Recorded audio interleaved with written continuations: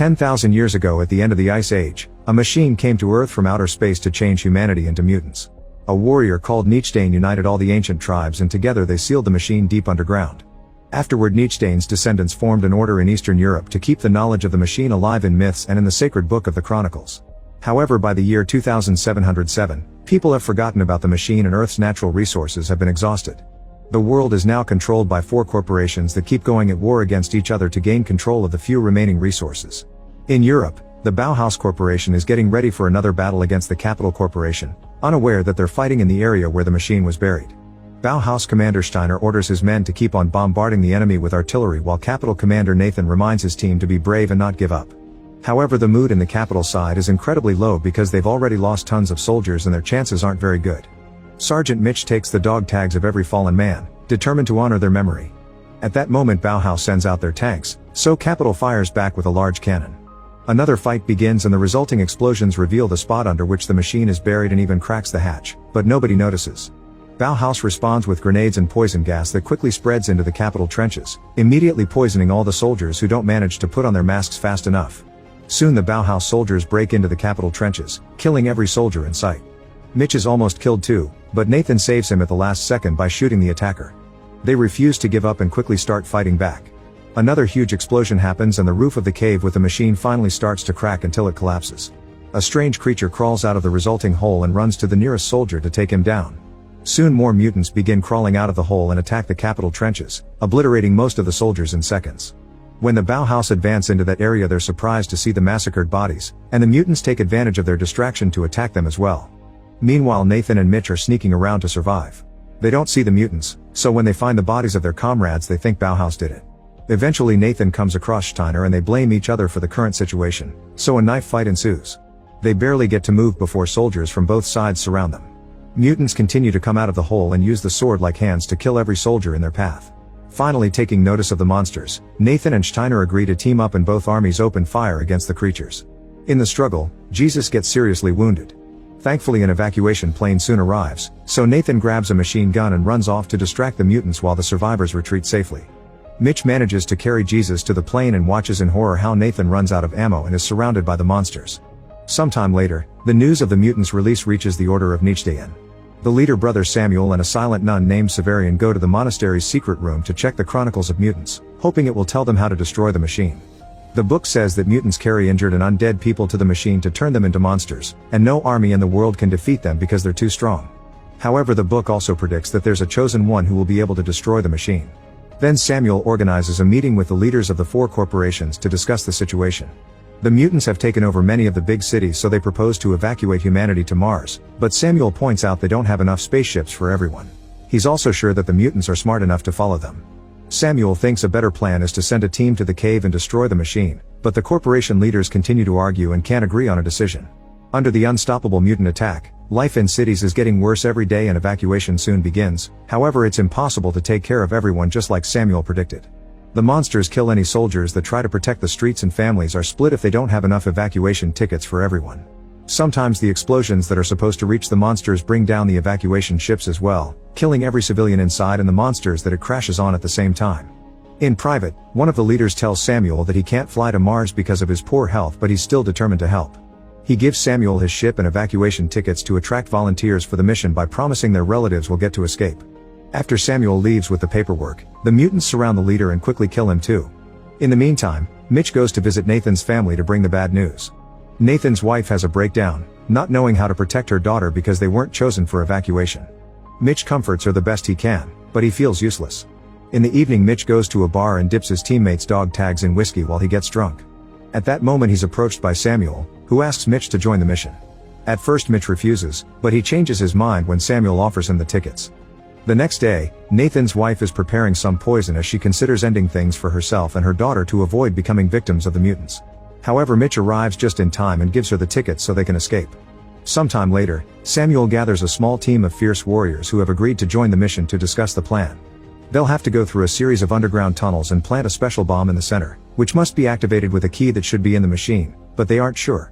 Samuel thinks the chosen one is in the team and will solve the issue when the time comes. Then Steiner takes the group to a cell where the military has locked up a mutant to teach the others how to kill it. Severian demonstrates her great skills to kill the mutant while Steiner makes a list, A phosphorus bomb, gunfire, or a sword aiming at the right spot will do the trick. As the mutant dies in the demonstration, Mitch thinks he saw the creature turn human for a second before its end. Afterward, the team gathers weapons and supplies and gets ready to go.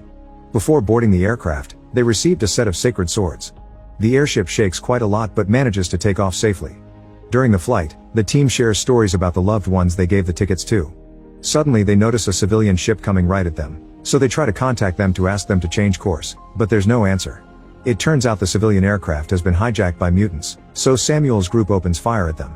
After a few failed shots, they lose track of the enemy ship in the clouds, only for their own vehicle to suddenly get hit with a big explosion. The aircraft catches on fire and the team is forced to run to the escape pod, which is stuck and won't detach. The pilot is severely injured and uses the manual lever with his last breath, allowing the escape pod to finally go loose. The parachute is released to help with the landing, but the capsule is too heavy and the parachute soon breaks. The capsule starts falling at a very dangerous speed and the team argues about when to open the backup, only for the capsule to suddenly crash into a building. After going through, the team opens the spare parachute and the capsule lands in an open field. Everyone is fine except for the captain, who has been stabbed by a huge piece of shrapnel and can't be saved. Mitch gives him a grenade and as the group walks away, they hear the explosion that kills the captain. Moments later, the team finds itself crossing a city occupied by mutants, so they move as carefully as possible. However, Mitch notices that the evacuation here isn't going well because two soldiers are asking for crazy amounts of money to let people board and hit those who complain. Furious, Mitch makes his way through the crowd to confront the soldiers, and when they refuse to cooperate, he kills one of them. The other soldier is terrified and allows every civilian to get in for free. Then Mitch returns to the team, only for Steiner to scold him for putting the mission in jeopardy. Following a map from the book, the group keeps going and in the evening they reach an abandoned church. According to the chronicles, there are secret tunnels underneath that could take them to the machine. They enter the church by lowering themselves through the roof with some rope and are creeped by all the religious statues, not to mention the thousands of bones in every corner. Following the chronicles, they cross the catacombs and eventually find the lost city of the ancients. According to the book, the elevator shaft will take them to the tunnels, meaning now they have to rappel 60 stories down. First, Kim Woo sets up a foothold at the top to provide cover from the elevator cabin, then the team secures the rope and begins the descent. Moving carefully, they reach the distance mentioned in the book, however they don't see any entrance. Samuel decides to consult the chronicles and gets so distracted that he slips and falls. Mitch tries to grab him, however the chain breaks and Samuel falls down. Fortunately, it's not a long fall and Samuel is fine, but there are tons of mutants waiting for them. Mitch jumps down to protect Samuel with bullets and flames, closing the elevator door to gain some time. Steiner hears the noise and throws a grenade, which Severian catches just in time and throws into the hole below so Samuel won't get hurt. The noise causes more mutants to come out and when the rest of the group joins Samuel, a vicious fight begins.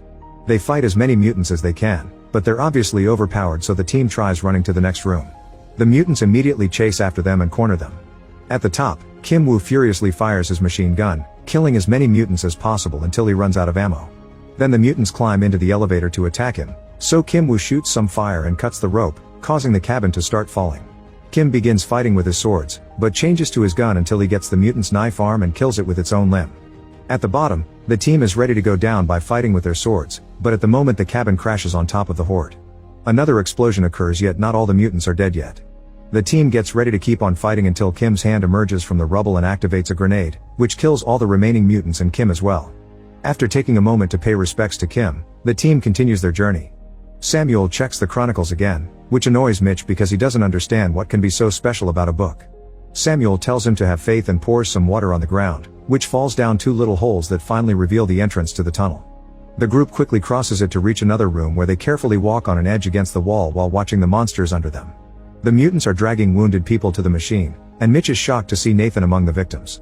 Steiner can guess Mitch will want to save him and orders him to stay, but Mitch leaves anyway. Then Steiner considers shooting him to stop him, but he can't bring himself to do it and instead keeps on moving with the others. Mitch climbs down and sneaks around to shoot a stalactite, which kills the mutant that is dragging a very weak and bleeding Nathan. Then the friends finally reunite and Mitch carries Nathan to safety. Nathan asks about his family, so Mitch tells him they're on Mars.